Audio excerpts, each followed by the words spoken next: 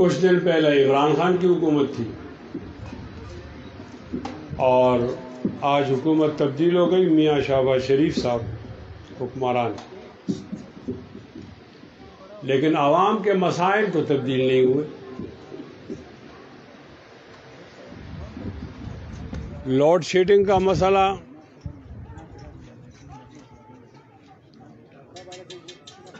عمران خان کے زمانے میں تھا تو لوڈ شیڈنگ کا مسئلہ آج بھی ہے۔ مہنگائی اس دور میں تھی تو ہم سمجھتے تھے کہ عمران چلا جائے گا تو مہنگائی ختم ہو جائے گی، ایسا تو نہیں ہوا، مہنگائی آج بھی 180 تک ڈالر کو لے گئے عمران خان اور 180 سے 200 تک میاں صاحب لے گئے۔ حکومت تبدیل ہوئی، ہمارے مسائل تبدیل نہیں۔ میں ان عوامی مسئلوں پر بات تو نہیں کرنا چاہتا، نہ اس کا وقت ہوگا، لیکن ہمیں توہین رسالت پر وہی رد عمل اختیار کرنا چاہیے جو اگر عمران کی حکومت میں یہ واقع ہوتا اور ہم اس وقت یہ رد عمل اختیار کرنا چاہتے تھے۔ مجھے میرے احباب نے کہا کہ آپ پشتو میں بات کرو، لیکن چونکہ یہاں میڈیا بہت زیادہ ہے، پشتو والے اردو سمجھتے ہیں، تو اگر پشتو میں بات ہوگی تو اردو والوں کو سمجھ نہیں آئے گی، اور میں اپنی بات پورے پاکستان کو سنانا چاہتا ہوں۔ بھارتی حکمران جماعت کی ایک خاتون ترجمان نے ہمارے نبی علیہ السلام کی توہین کی۔ اس نے کیوں کی؟ اس کو معلوم ہے کہ اگر میں نے توہین کی تو میرا کوئی کچھ نہیں بگاڑ سکتا۔ مسلمان نبی علیہ السلام سے اتنے زیادہ کمیٹڈ نہیں ہیں، اور اگر ہیں تو عوام کمیٹڈ ہیں، حکمران تو ہے نہیں، لہذا کوئی خطرہ ہے نہیں، لہذا جو چاہے وہ توہین کر دیتا ہے۔ اگر اس کو یہ خیال ہوتا کہ اس پر مسلمان اشتعال اور رد عمل میں آئیں گے تو وہ قطعاً ایسی توہین نہ کرتے نہ کرتی۔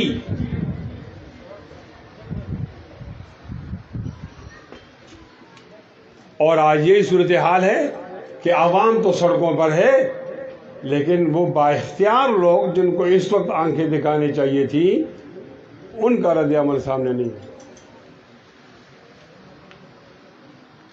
پاکستان میں جس کی حکومت ہوتی ہے اس کے پاس اختیار نہیں ہوتا، اور جو صاحب اختیار ہوتے ہیں وہ حکومت میں نظر نہیں آتی۔ ان لوگوں کی جیسے کوئی بات نہیں ہے۔ میں تاریخ کے تمام طالب علموں کو بتا دینا چاہتا ہوں کہ مقام مصطفیٰ، جس کو ہم ناموسی رسالت کہتے ہیں یا ختم نبوت کہتے ہیں، یہ جڑا ہوا ہے نظام مصطفیٰ سے۔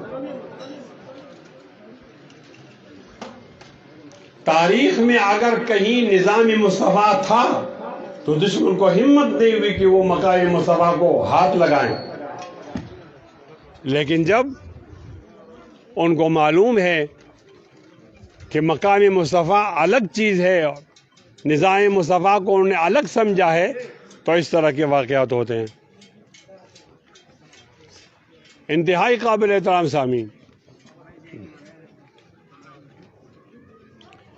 یہ ایک نازک موقع ہے اور اس کے اندر ہم نے ذمہ داری کا ثبوت دینا۔ یہ ایک نازک موقع ہے اور اس وقت ہمیں ذمہ داری کا ثبوت دینا ہے۔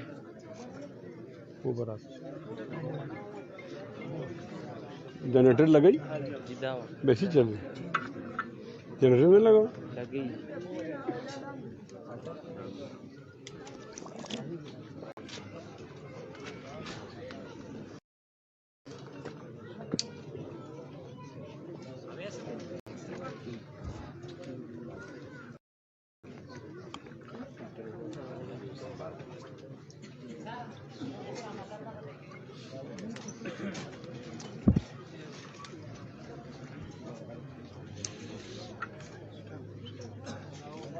ہم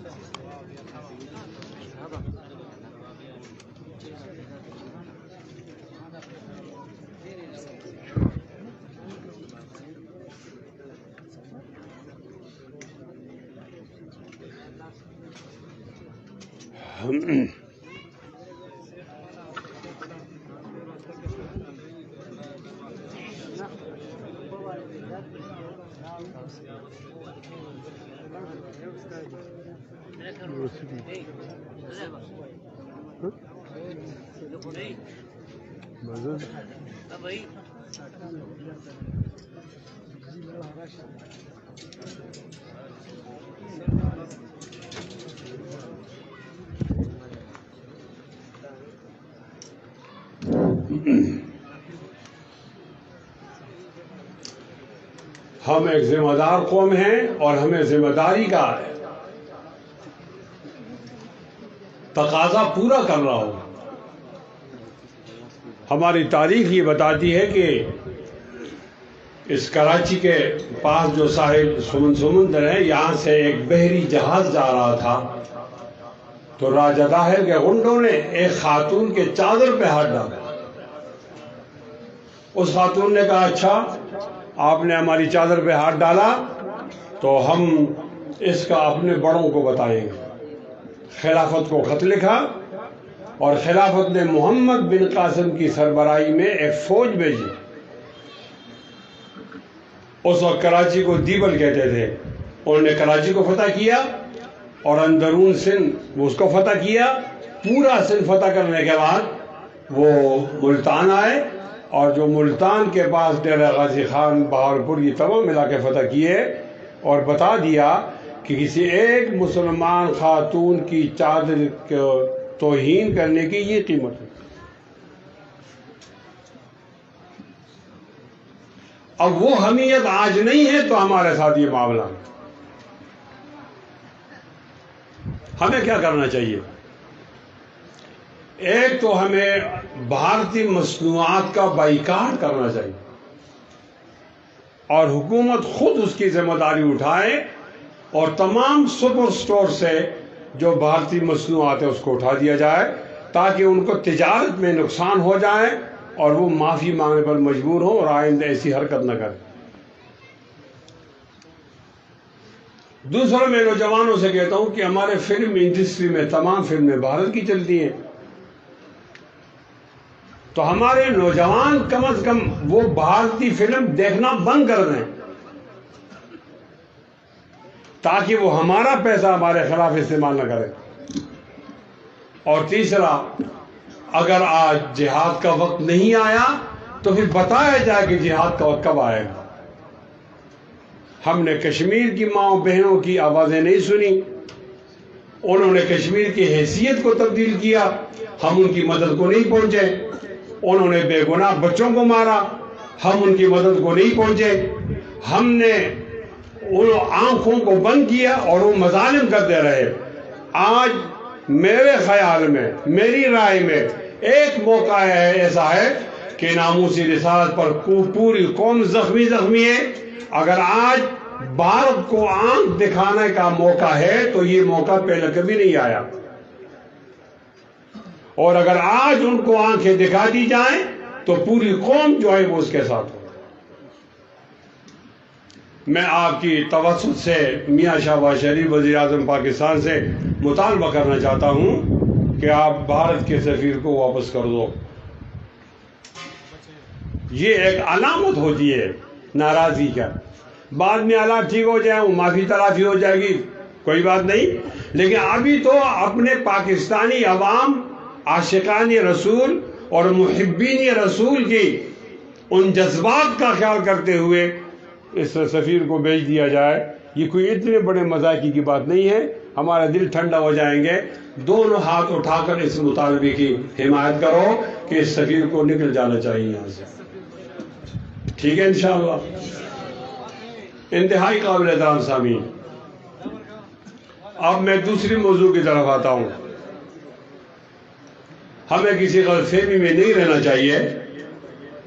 مفتی سردار علی حقانی صاحب ایک بہت جید عالم تھے اور بہت کم عرصے میں انہوں نے اپنا نام پیدا کیا اور بہت کم عرصے میں وہ مشہور ہوئے. ہمارے ہاں جبر ہے نا، ہر جگہ قبضہ ہے، تو اس قبضے میں کوئی آدمی سر نہیں اٹھا سکتا، اس کو اٹھانے نہیں دیتے. کسی میں آگے بڑھنے کی صلاحیت ہی نہیں ہے، اور کسی میں اگر ہے تو اس کو موقع نہیں ملتا، اس کو دبا دیا جاتا ہے. ہر جگہ دیکھو ایک گھٹن ہے اور ایک قبضہ ہے. میں سمجھتا ہوں کہ اگر مولانا مفتی سردار علی حقانی نے اپنی جگہ بنائی ہے تو انہوں نے اپنی محنت سے بنائی. میں ان کو خراج تحسین پیش کرتا ہوں. ہمارے ہاں یہ ایک عادت ہے کہ طاقتور کے سامنے سچ نہیں بولا جاتا اور ڈرایا جاتا ہے کہ آپ طاقتور کے سامنے سچ بولیں گے تو آپ کو جیل جانا ہوگا اور آپ کو لاک اپ جانا ہوگا اور آپ کو زخمی ہونا ہوگا اور آپ کو مقدمات کا سامنا کرنا ہوگا، شیڈول 4 کا سامنا کرنا ہوگا اور آپ کو مار دیا جائے. تو مجھے بتایا جائے کہ اگر ہمیں ڈرانا ہی ہے تو پھر ہم نے علم کیوں پڑھا، ہم نے قرآن مجید کیوں سیکھا اور ہم نے حدیث کیوں سیکھی کہ ہمیں ڈر نہیں تھا. مجھے قرآن و حدیث بتاتے ہیں کہ آپ کے موت کا ایک دن مقرر ہے اور جو دن اور جو رات قبر میں آنی ہے وہ زمین پہ نہیں آ سکتی، اور جو زمین کی ہے وہ قبر میں نہیں جا سکتی. جب میرا مقرر ہے ایک دن اور اجل معلوم ہے تو پھر کون آدمی ہے جو ان باتوں سے ڈر جائے. میری دانش کے مطابق مولانا مفتی سردار علی حقانی ایک نہ ڈرنے والا نوجوان عالم تھا اور اس کو نہ ڈرنے کی سزا دی گئی. آپ ان کے سارے کیسٹ دیکھیں، آپ کلپس دیکھیں، وہ طاقتور لوگوں کے بارے میں بے لاگ تبصرہ کرتا ہے. وہ طاقتور لوگوں سے خوف نہیں کھاتا. ہمارے طاقتور لوگوں کو یہ بات پسند نہیں ہے. کیوں ہماری اس گرفت کو چیلنج کیا جاتا ہے اور ہمارے بارے میں سچ کہا جاتا ہے؟ آپ بالکل ناراض نہ ہو. میں ان کے جنازے پہ آیا تھا، اس وقت یہ بات کوئی نہیں کرتا تھا. میں پہلا شخص ہوں کہ میں نے کہا کہ یہ اچانک قتل نہیں ہے، یہ منصوبہ بندی سے قتل ہے. یہ قتل خطا نہیں، یہ قتل عمد ہے. اور اس کی وجہ یہ ہے کہ مارنے والوں نے اپنا انداز تبدیل کر دیا. پہلے وہ گولی سے مارتے تھے، جب وہ بدنام ہو گئے تو کسی کو پیسے دے کر مارا کرتے تھے، جب وہ بدنام ہو گئے تو کورونا میں مارا کرتے تھے، اور آج کل ان کا طریقہ یہ ہے کہ بڑی گاڑی سے چھوٹی گاڑی کو مار دیتے ہیں اور کہتے ہیں یہ ایکسیڈنٹ ہو گیا. اس کا معنی یہ ہے کہ آپ کو رونے کا حق بھی نہیں ہے. ہماری عدالتی قانون میں ایک حکم ہے اور وہ حکم یہ ہے کہ ایکسیڈنٹ کو وہ قتل خطا سے تعبیر کرتے ہیں، اور قتل خطا کے اندر بڑی سزا نہیں ہے. قتل خطا میں میجر پنشمنٹ نہیں، عمر قید بھی نہیں ہے، پھانسی بھی نہیں ہے. عمر قید بھی نہیں، پھانسی بھی نہیں. قتل خطا میں کیا ہوتا ہے؟ چند مہینے جیل ہوتی ہے اور پھر جج کہتا ہے کہ آپ دیت ادا کرو. وہ دیت آج کل 19 لاکھ ہے یا 20 لاکھ ہے یا 19-20-30 کے درمیان ہے. یہ پیسے دے کر اگر ورثاء کو دے دیے جاتے ہیں تو مقدمہ ختم ہو جاتا.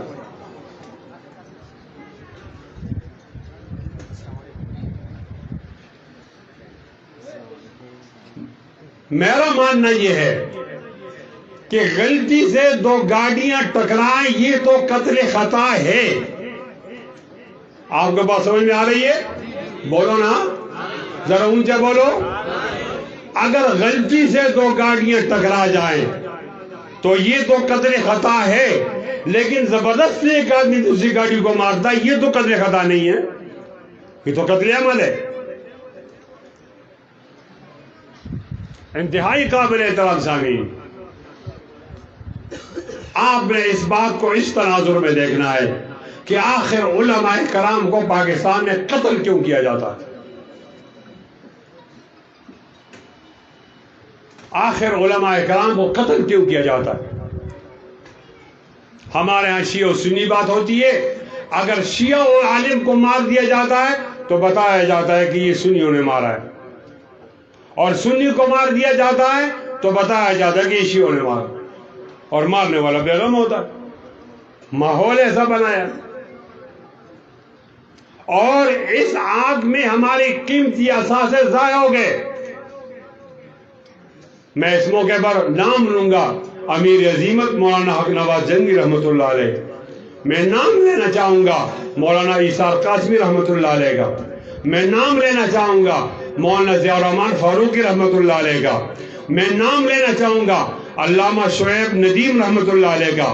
میں نام لینا چاہوں گا مولانا طارق اعظم رحمۃ اللہ علیہ کا. اور میں نام لینا چاہوں گا ان تمام گمنام مجاہدین کا جن کو بتایا جاتا ہے کہ آپ کو اس لیے قتل کیا کہ آپ کیوں سنی ہو. جو لوگ سپاہی صحابہ میں ہوتے ہیں وہ اس کو اپنا قتل سمجھتے ہیں، باقی لوگ سمجھتے ہیں کہ یہ سپاہ کا قتل ہے، لہذا لے دے کے وہ قتل ہم سے ضائع ہو جاتا. اور آج تک ان علماء میں کسی عالم کا FIR نہیں کرتا. ایک منٹ کے لیے مان لیا کہ شیعہ سنی فساد تھا اور یہ علماء مارے گئے تو بتایا جائے پھر وہ علماء جن کا سنی سے شیعہ سنی فساد سے کوئی تعلق نہیں تھا ان کو کیوں مارا گیا. بتایا جائے مولانا حسن جان شہید کا اس شیعہ سنی معاملے سے کیا تعلق تھا، مولانا سمیع الحق شہید کا اس سنی اور شیعہ معاملے سے کیا تعلق تھا، مولانا یوسف لدھیانی کا اس معاملے سے کیا تعلق تھا، مولانا اسلم شیخ پوری کا اس معاملے سے کیا تعلق تھا، مولانا ڈاکٹر عادل خان کا اس معاملے سے کیا تعلق تھا، مولانا عبد المجید کا اس معاملے سے کیا تعلق تھا. بتایا جائے مولانا حبیب اللہ مختار کا کیا تعلق تھا، اور بتایا جائے مفتی جمیل کا کیا تعلق تھا، اور بتایا جائے کہ وانا کے مولانا نور محمد کا کیا تعلق تھا، اور مولانا معراج الدین قریشی MLA کا کیا تعلق. سیدھی بات ہے، جو لوگ آپ کو حق بات کرتے ہیں اور ڈرتے نہیں ہیں، آپ نے ان کے لیے موت کو لکھ دیا ہے. کیوں اتنا بڑا ظلم کرتے ہو؟ کیوں اتنا بڑا ظلم کرتے ہو؟ اور میں ذمہ داری سے کہتا ہوں علماء کے قتل کا یہ اندازہ یہ مشرف دور کے بعد سے شروع ہوا ہے، پہلے نہیں تھا، ہمیں شکایت بھی نہیں تھی. لیکن جب ہے آپ نے مفتی نظام الدین جیسے ایک اجل عالم کو مار دیا. گناہ کیا ہے؟ گناہ نہیں بتایا. میں علماء کے معذرت چاہتا ہوں، سارے نام نہیں لے سکتا، بہت لمبی فہرست ہے.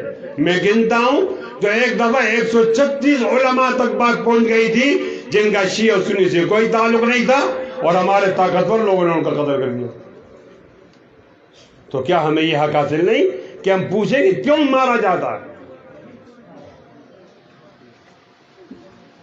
پاکستان کے بنیاد میں میرا خون شامل ہے، اس کی تعمیر میں میرا خون شامل ہے، اس کے امن میں میرا خون شامل ہے، اس کی پاکیزگی میں میرا خون شامل ہے.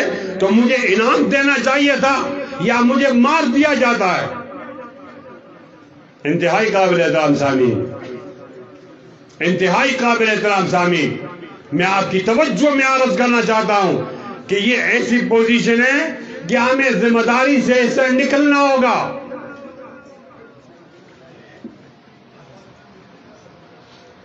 صاحب مشکات نے ایک اثر لکھا ہے اور کہتے ہیں کہ جناب عثمان رضی اللہ تعالیٰ عنہ کو جب بلوائیوں نے عثمان رضی اللہ تعالیٰ عنہ کو جب بلوائیوں نے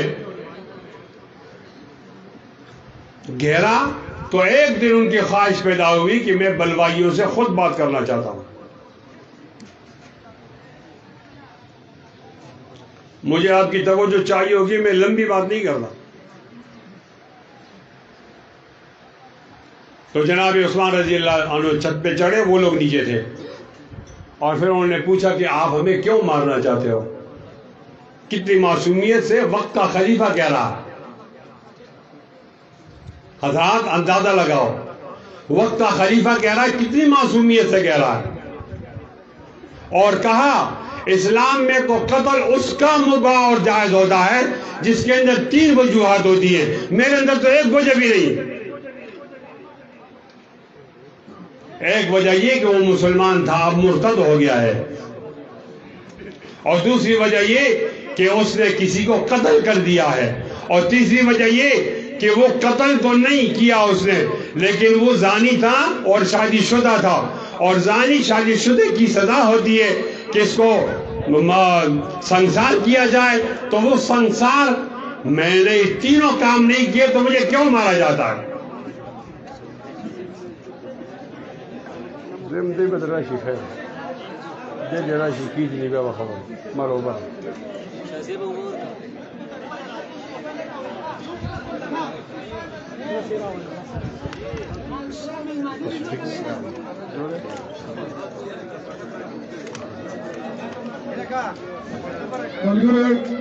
استاد المناظرین مفتی ندیم محمودی سے تشریف رو، نعرہ تکبیر، نعرہ تکبیر، حسن جذبے، نعرہ تکبیر، سرمکب سربلند، سرمکب سربلند، جرأت مند، غیرت مند، نعرہ تکبیر، نعرہ تکبیر، سرمکب سربلند، سرمکب سربلند، نعرہ تکبیر، اسیر ختم نبوت، مجاہد ختم نبوت، حضرت مولانا مفتی کفایت اللہ سے۔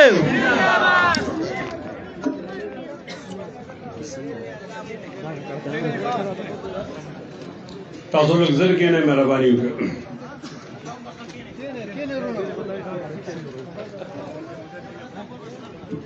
زر کے نہ رو۔ جناب عثمان غنی رضی اللہ تعالیٰ نے فرمایا، فواللہ مرتدت مصباحات رسول اللہ صلی اللہ علیہ وسلم، جب سے میں نے بیعت کی تو میں مرتد نہیں ہوا۔ فواللہ ما قتلت نفسا، خدا کی قسم میں نے کسی کو قتل نہیں کیا۔ اور فواللہ ما زنیت فی الجاہلیت ولا فی الاسلام، خدا کی قسم میں نے جاہلیت کے زمانے میں زنا نہیں کیا، اسلام میں تو سوال پیدا نہیں ہوتا۔ جب میرے اندر زنا کی بات نہیں، پھر مجھے کیوں قتل کیا جاتا ہے؟ اور میں نے ناحق کسی کو نہیں مارا، پھر مجھے کیوں قتل کیا جاتا ہے؟ اور میں نے ارتداد اختیار نہیں کیا، پھر مجھے کیوں مارا جاتا؟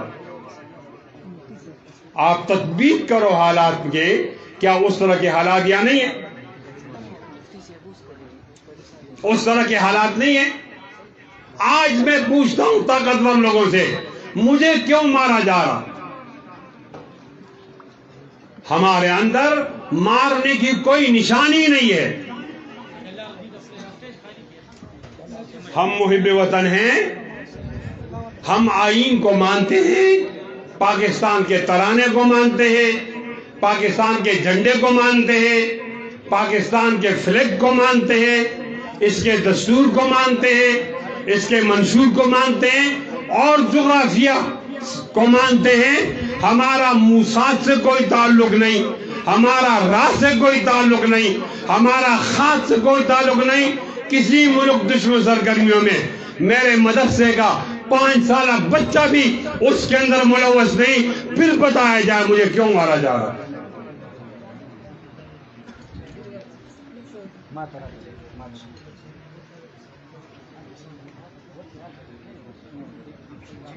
میں اس تناظر میں بات کر رہا ہوں کہ مفتی سردار علی قتل کیے گئے ہیں، عمدن قتل کیے گئے۔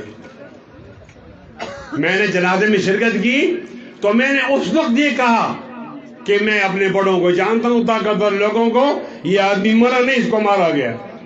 یہ تو بعد میں بات چلا کہ ایک حاضر سروس میجر اس کا قاتل۔ اب تو بات اور آسان ہو گئی۔ وہ علماء جن کا قاتل معلوم نہیں، اس کا اپنے FIR درج نہیں کیا، اور درج اگر کیا تو نامعلوم درج کیا۔ آج سردار علی حقانی کا قاتل تو معلوم ہے، FIR درج ہے. اب آپ کا امتحان آ گیا ہے. اگر آپ نے ملزم کو عدالت کے حوالے کر دیا تو اس کا معنی یہ کہ آپ مفتی صاحب کے قتل میں ملوث نہیں, اور اگر آپ نے ملزم کو حوالے نہیں کیا تو ہماری یہ موقف اور مضبوط ہو جائے گا کہ علماء کو طاقتور لوگ قتل کرتے ہیں اور بغیر کسی گناہ کے قتل کرتے ہیں. انتہائی قابل احترام سامعین, یہ ایک بہت لمبا چوڑا سلسلہ ہے, بہت لمبا چوڑا سلسلہ ہے, اور ہم یہاں تک ہم بہت سارے لاشیں اٹھا کر ہم تھک چکے ہیں. اب ہمارے کندھوں میں مزید لاشیں اٹھانے کی سکت نہیں. میں نے جب ناموس رسالت کی بات کی تو اس وقت میں نے کہا تھا ہمیں کیا کرنا چاہیے, میں نے بتا دیا تھا. آج اس کا کیا حل ہے؟ چبایت کر ہمیں کیا کرنا چاہیے؟ جن لوگوں سے آپ کا مقابلہ ہے ان کے پاس بندوق ہے, آپ کے پاس بندوق نہیں. جن لوگوں کے مقابلہ ہے ان کے پاس گولیاں ہیں, آپ کے پاس گولی نہیں. جن لوگوں سے آپ کا مقابلہ ہے وہ چن چل کر چوٹی کے علماء قتل کرتے ہیں اور آپ کو رونے کا اختیار نہیں دیتے. کیا کرنا چاہیے؟ میں دوبارہ پاکستان کو اس کی بنیادی اور اساسی نعرے کی طرف متوجہ کرنا چاہتا ہوں. پاکستان کا مطلب کیا؟ لا الہ الا اللہ. دوبارہ اس نعرے کو بنیاد بنا کر ایک عظیم انقلاب کو برپا کرنا چاہیے. یہ ہمارے تمام مظالم کا انتقام ہوگا انشاءاللہ. اونچی آواز میں, اونچی آواز میں. آپ کے درمیان جو دیواریں ہیں اس کو گرا دو. آپ کے درمیان جو اختلافات ہیں یہ ختم کر دو. آپ کے درمیان جو تقوی غیر تقوی کی بیس ہے اس کو ختم کر دو. آپ کے درمیان جو فاسق و فاجر کی تعریفیں ہیں اس کو مٹا دو. ایک مٹھی بن جاؤ, ایک مٹھی. جب آپ ایک ہو گئے تو کسی کا باپ بھی آپ کا مقابلہ نہیں کر سکتا. انشاءاللہ علماء بھی محفوظ ہو جائیں گے, ناموس رسالت بھی محفوظ ہو جائے گا, ختم نبوت بھی محفوظ ہو جائے گی. لیکن شرط یہ کہ آپ اس انقلاب کے لیے ایک چلو لہو خون دے سکتے ہو تو آپ کامیاب ہو, نہیں دے سکتے تو آپ ناکام ہو. ہاتھ بلند کر کے وعدہ کرو کہ ہم قربانی دینے کے لیے تیار ہیں.